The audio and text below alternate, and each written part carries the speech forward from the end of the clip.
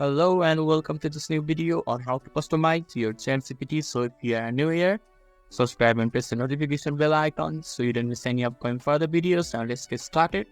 Firstly, you need to open the web browser of your choice, and in the top of the web browser there will be a search bar. Just click on the search bar and type ChatGPT and press enter in the keyboard.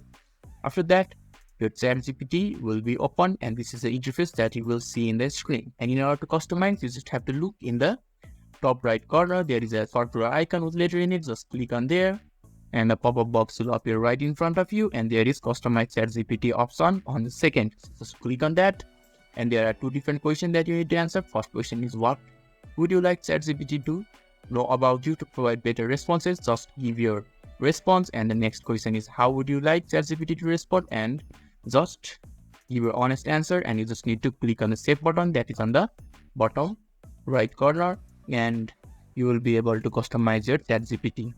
So this is how you can easily customize your ChatGPT. So if this video is helpful to you, don't forget to leave a like button. Thank you.